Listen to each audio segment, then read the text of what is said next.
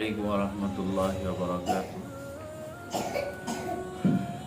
ये एक मैसेज आया था कि क्या मुफ्ती साहब शब बारात आने वाली है और ये जो लोग अरफा मनाते हैं, क्या अगर किसी के दो बच्चे अल्लाह को प्यारे हो गए हों, अल्लाह के पास चले गए हों, तो क्या उनका अलग अलग अरफा मनाएंगे या एक साथ मना सकते हैं? तो मैं हैरान हो गया मैसेज पढ़कर। वो छोटी सी बच्ची का मैसेज था कि भाई आजकल अक़ीदा हमारा इतना ख़राब हो चुका है कि छोटे छोटे बच्चों के अंदर ये चीज़ें आ गई। अरफे की कोई हकीकत शरीयत में नहीं है, कोई दीन में इसका सबूत नहीं है, कुरान और हदीस में इसका कोई सबूत नहीं है, अल्लाह के नबी से इसका कोई सबूत नहीं है। अल्लाह ने कुछ नहीं कहा, अल्लाह के नबी ने नहीं कहा। सहाबा कराम जो अल्लाह के नबी को सबसे ज़्यादा फॉलो करने वाले हैं, दीन को सबसे ज़्यादा समझने और फॉलो करने वाले हैं, उनसे कोई सबूत नहीं मिलता। अरफा, अब अरफा कहते किसे हैं? कुछ लोग अरफा शब बारात से एक दिन पहले मनाते हैं और ये उनका अकीदा होता है, ये गुमान होता है कि जो शख्स उस साल मर गया हो शब बारात से पहले, तो उसका शब बारात से एक दिन पहले अरफा मनाएंगे। कुछ तरह तरह के खाने बनाते हैं, 7 तरह के, और ये अकीदा होता है कि पहली शब बारात पे जो इंतकाल हुआ है जिसका, उसकी रूह घर आती है और वो देखती है कि खाना बनाया है और वो उसके सूंग को सूंघती है, खाने को सूंघती है और उसे खुशी मिलती है, उसे इसाले सवाब पहुँचता है। हाय हाय, ये अकीदा है एक मुसलमानों का, यह अकीदा बन चुका है मुसलमानों का, जो कि गलत है, बिल्कुल गलत चीज़ है ये, शरीयत में बिल्कुल नहीं।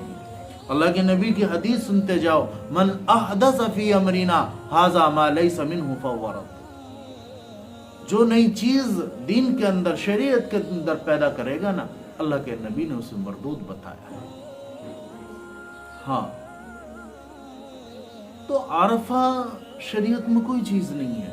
यह अकीदा बिल्कुल बातिल है, यह अकीदा बिल्कुल गलत है कि अरफा मनाना चाहिए। और ये रूह आती है पहले बार, जो शब बारात आती है इंतकाल करने के बाद, किसी भी शख्स के इंतकाल हो जाने के बाद बच्चे बड़े, तो जो पहली शब बारात आती है तो उस पर उसकी रूह आती है और घर वाले बिल्कुल ताज़ियत करते हैं, खूब रोना धोना होता है, उनके लिए खाना बनाया जाता है। यह अक़ीदा बिल्कुल गलत है। अगर आपको इसाले सवाब पहुँचाना है, कुरान पढ़िए, सदक़ा कीजिए, इमदाद कीजिए, उनकी तरफ से मदरसे में कुरान रखवाइए, मस्जिदों में खूब इसाले सवाब कीजिए, खुद कुरान करीम की तिलावत कीजिए, पढ़िए और सवाब पहुँचाइए।